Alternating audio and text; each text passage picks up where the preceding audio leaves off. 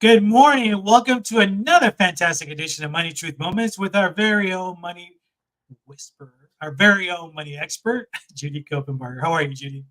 I am fantastic. I'm doing great, actually. This is a wonderful Tuesday morning. And how are you? I'm doing fantastic. It's a beautiful, beautiful day. We've been on this great conversations regarding investments, right? We've talked about some really interesting things that come up. You've shared some great examples, and for you guys just joining us this morning, welcome. If you're not following Judy, please do so at judykopenbarger.today. And I encourage you guys to watch last two episodes because we're on a series of things of investments, and we covered everything from the littles to the teenagers from 13 to 19 years old. So you want to give us a brief summary before today we're actually going to be talking about the young adults, right? That 20 to 35 category. But before we jump on that, if you can just, remind folks what we've done in the last 2 weeks. Yeah. Well, we started with the little bitties, right? The 5 to 12s. What do we do with the little kids? How do they invest? How do they get the money to invest? How do they allocate earnings? How do they start to learn about how money moves? And so we talked a lot about that, how to set them up for success so they learn how to spend money. And if you spend money well, you're allocating it, and that's where you get savings. So if you ask any adult, did you save as much as you wanted? No. Why? Because I didn't have it to save. So if you learn to manage the assets as they come in, the cash as it comes in, then you don't have a problem with saving. It's a problem with spending, right? So you learn to manage that. So we talked about that and how to do that with little kids. So it's just life. It's just how they do life. And then we spent last episode talking about the teens, right? The tweens and the teens. So 13 to 19, 12 to 19, in that age, junior high, high school, into the early years of college. What can they do? They're asking questions about how do I invest in the stock market? They're starting to have an awareness about cyber currency, all the stuff that's out there they're hearing about. Well, I want to get rich quick. What string should I pull, to do that? And then how they can actually get on a path that will work for them, steady plodding, that will work for them. So we talked about all of those things. And now we get to talk about the launched young people, right? 25 to 35, something like that, just getting going, maybe their first job, starting their family, maybe getting into their first home that they own. What can they be doing? So I'm excited to talk about this. This is where our kids are. They're all in Yeah, this kind of like early adulthood. And it's just so much fun to help them get, the foundation set up properly. So I'm excited about today. me too. So it's funny because the first for the little kids, we talk about most of in that mindset is like mom will handle it. When you get into the teenage years, you get back to 19, it's like, man, I feel like I now have to start considering growing up as an adult. And now here we are, the young adults, right? Yeah, for So sure. let's start by talking about for a for a young adult. And I know it's very early to talk about it, but how much money should they be saving for retirement? How do they get in that mindset? Because at that point, you're in the full workforce for most of them, and it's like now I got to plan for my future. You know? Well, and this is where all the expenses show up. Now I have to pay for housing. Now I have to pay my own cell phone bill. Now I have to buy gas. And if I go out for entertainment, I have to pay for that. Kids are coming along. Okay. Now I've got to get their shots. Now oh, no, I got to get a stroller, and I got all this stuff. And now it's soccer cleats, and piano lessons. And oh my goodness. And so where's all that going to come from? So often in this age group, they're not thinking about retirement. They're in survival mode. The expenses keep growing. Maybe the income isn't quite keeping up. How do we allocate that? How do we have enough money for the future if we're barely getting by for the present, right? Yeah. And that there's an art to that. It's kind of a science, but there's an art to it too. You always want to, when money comes in, you always want to plan for now, soon, and later. So now is just the money that's going to get me through the expenses, of my monthly household. What do I have to put in the gas tank, or to pay the electric bill if I plug my car in, right? A lot of folks are doing that now. What am I going to need for groceries? What am I going to need for my keep my lights on? All of that. So there's that for right now, this month.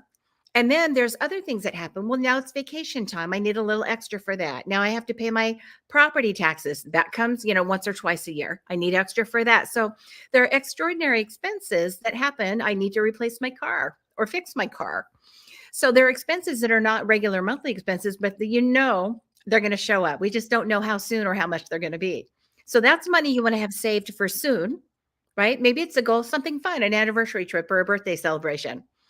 And then there's the long-term money, which sometimes we don't quite get there in our younger years. But I'll tell you, time is your friend. So if you're in your 25 to 35 range, or you have people in your life who are, the value of those dollars, even if it's a couple of dollars over time, is amazing because it's going to double and double and double and double several times. Not just add $2, but I mean double. If it's 10, now it's 20, now it's 40, now it's 80, right? That doubling effect. Crazy, crazy. So that's what you want to think about. So the first thing is to get it on your radar that a little bit of money now is a whole lot of money in the future. Just that trajectory that we can send those dollars on. And so how much you should save, I think the goal is to get up to 10%. So in those early years, you might, where am I going to get 10%? I'm barely getting by. What if you start with 0.5% or 1%? Maybe challenge yourself the next year. Maybe you got a raise, maybe you got a second job or other income coming in, you finished school, whatever. So it might be now we can put 2% in. And then maybe you have matching at work. Some 401k and 457 programs have matching. So if you put in 2%, the company's going to do it too. Now you have 4% going in. Or if you put in 4, they'll put in 4. Now you've got 8. That would be great if your company does that. So look into it. But I would say if you can work your way up to a total of 10% of whatever you make, you're going to be in that group that in the 50s, mid 50s, definitely before 60. If you start this now, you're going to be the cruise of the month club. You're going to be the ones at the country club, the ones that, it's kind of like the millionaire next door theory. It's like, well, I didn't know the teacher and a firefighter. How come they're, taking all these cruises? How come they can afford all this? Because they saved a little bit over a long time.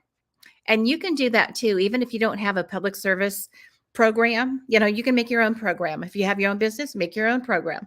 So there are ways to do that. And boy, I think you should, especially in this age group. It's powerful.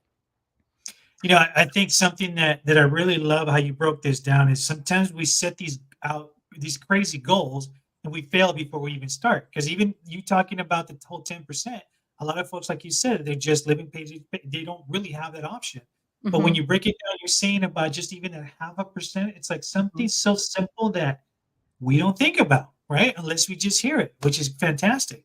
So as we're talking about these young adults and we're talking about their future, a lot of the questions that come up is they don't know what's the difference in the retirement accounts, right? Like the 401ks, the IRAs, money under the mattress. I don't know. It's just there's different concepts. It's just the way you were raised, and a lot of them getting into this workforce and starting to develop this don't really know that. So, do you want to touch on some of this as well too? Yeah, it's a whole bunch of initials. There's acronyms in there, but there's a whole bunch of initials. 401, 450, all these numbers, and IRA and Roth. What are all those words? What do they mean? So basically, when we're looking at, we talked about money for now, money for soon, money for later. This is later money, retirement money that you pretend like it never happened, pretend like it was an expense, and then later you will thank your younger self for having done this, for sure. And so in your 50s and 60s, if you've done this over the years, it's going to be a good amount of money, and you don't rob it, right? It's a D&T account, do not touch. But here's the breakdown. If you have your own business, or you don't have a program that's available at work, or it's not a good program, then you do your own investing. And it can either be a traditional IRA, IRA, that stands for individual retirement account. That's money you put away. There are some tax goodies associated with these. The government encourages you to save for your future, save for retirement. You can do that. And so a traditional IRA, you don't pay tax on it now. Later, when you take it out, you pay the tax. A Roth IRA is upside down. So you do pay tax on it now, but all the money that grows over all those years, you don't pay tax on it when you take it out. And sometimes it's nice to have both in later years for planning purposes. Now, then the 401k, wow, how did they get that number with a K thrown in? Well, it's just the IRS code. A lot of these it's not very fancy name. It's just the IRS code number. You can look it up, right? So 401k is a program that allows you to put money in as an employee into a program that your employer, right, your boss Mhm. sets up, or the company you work for sets up. And so you put money in there. And so there's rules about, how much is actually yours. If the company is adding to your account with you and for you, how long do you have to work there before that's yours too? There's usually a vesting schedule that goes along with that. But boy, that's free money. And even the money that you're putting in, you don't pay tax on it now. So you're going to take more home. Let Uncle Sam help you put money toward your future. That's how you do it. 401k. Now, that's for someone who is in a private company, or you work for a corporation, right? You work for Amazon, or you work for a business down the street. Okay. If you are a public employee, there are other codes that apply to those. A 457 is going to be your police officer's public service, right? Your fireman, somebody that works maybe in a public hospital or for the government or something like that. 457, pension related programs.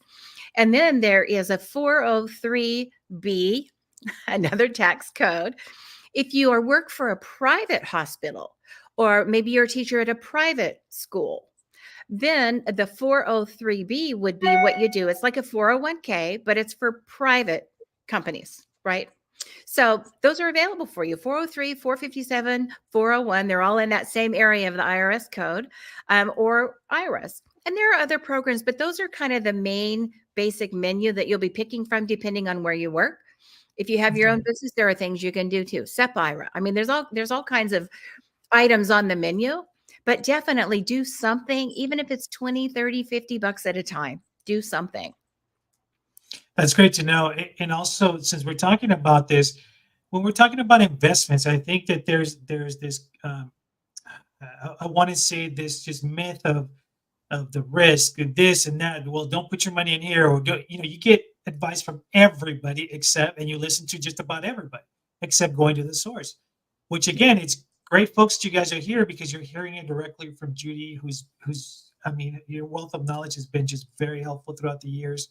If you're not following her, please make sure you do so at judycopenbarger.today so you can get additional content and additional answers to a lot of your questions as well. But talk a little bit about how to choose that right investment mix. So there's, for your risk tolerance and your goals. Well, those are the two big ones. You nailed it. You nailed it, All right? right.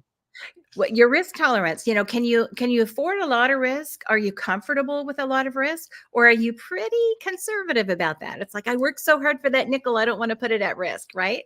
And if you're married, chances are you're at two different places on the spectrum. One might be more conservative or more aggressive than the other. And so you got to kind of work that out. Very possible to do.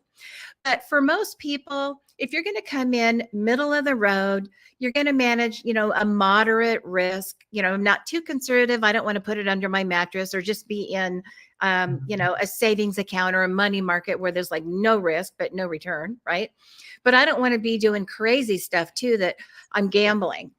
So somewhere Right. in the middle. But if you're somewhere in the middle, moderately conservative or moderate, a good rule of thumb would be about 70-30. So if you have a pie and you have 70% is one piece and 30% is the other piece, 70% would be the equity part, the growth part. That's something like a stock, real estate, something where you own a piece of something. Right. And the other 30% would be something that is not equity. So it might be interest related instruments. That's, commercial paper and bonds is a big category, whether it's private or public bonds.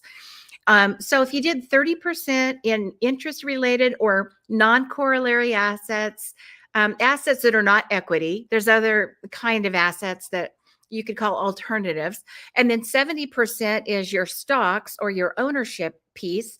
That would serve you well if you're moderate.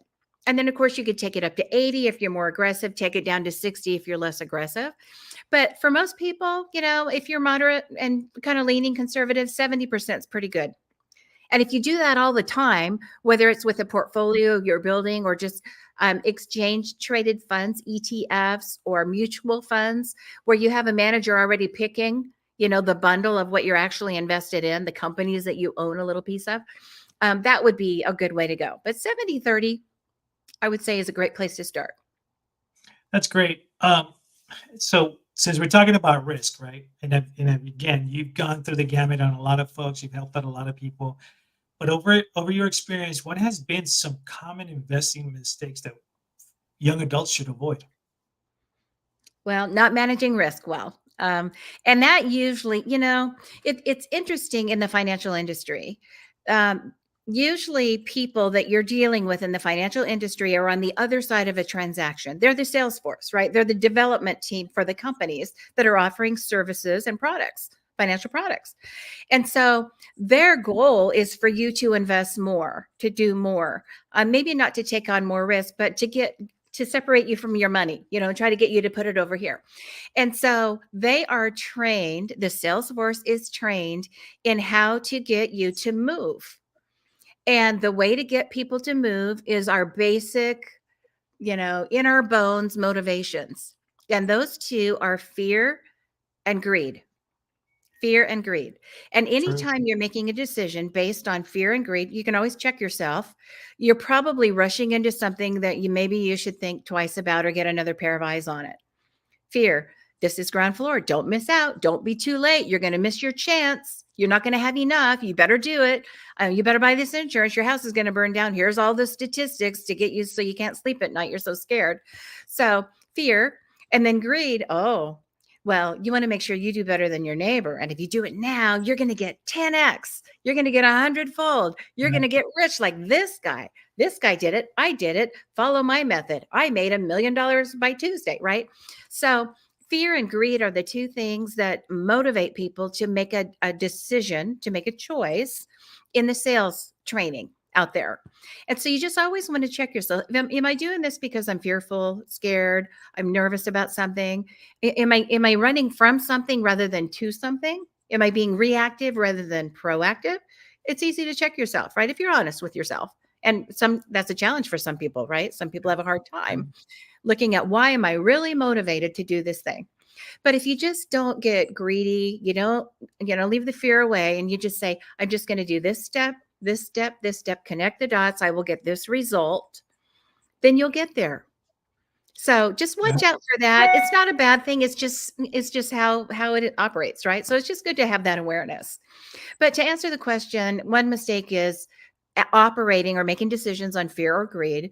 Another one is not managing the risk factors that we talked about. And by diversifying 70/30 pie, you'll be managing that. You want to make sure that you don't have all your eggs in one basket. So if you could buy one stock or 10 stocks, I'd say buy 10 with the same amount of money, right? Put Right. 10% in 10 stocks, 10% each, rather than 100% in one. Because if that one doesn't perform, or when it underperforms, there's nothing left to hold you up. So you're not allocating risk or mitigating risk through diversification. Diversification is a great way to manage risk. So when people don't do that, I think they're making a mistake. And when they do act for the wrong reasons, wrong motivations, they're making a mistake. Those are the common ones that I see.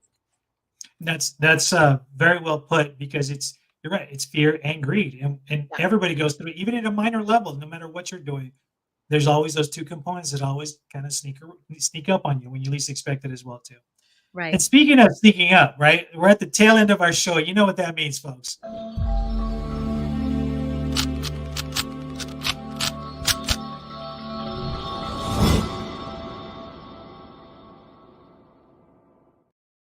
All right, young adults, this is your money truth challenge. So you better have a pen and paper ready, because I can't wait to hear about this.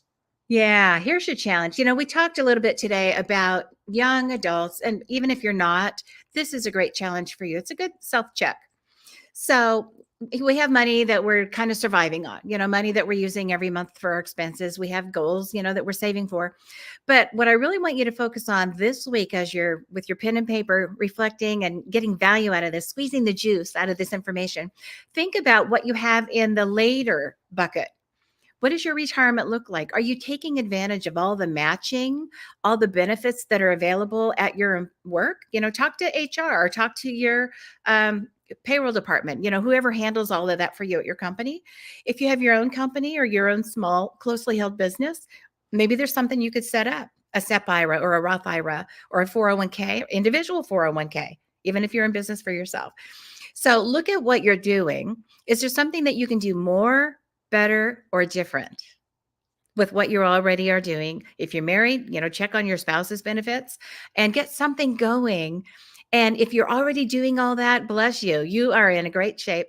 Challenge yourself to do a little more, maybe up at 1% or 2% for this year, if you're not already maxed out. And that will serve you well. You will really later, you will thank your younger self for having done that. So that's your challenge. Find out what you have, what can take it to the next level, and then do that. You got this. All right, folks, and that's your challenge. If you have any questions, please let us know. We'd love to help you or talk it through with you too. And if you're not following Judy, please do so at judykopenbarger.today. Remember, we're here every Tuesday morning at 8 a.m. with the replay on Thursdays at 8 p.m. So until next week, Judy, any last parting words? It's springtime. Make something new. This is the time of newness, right? The time of the year for newness. So make something new this week. Ready? Go. And we're going. All right, take care, Judy. I'll see you next week. Bye bye.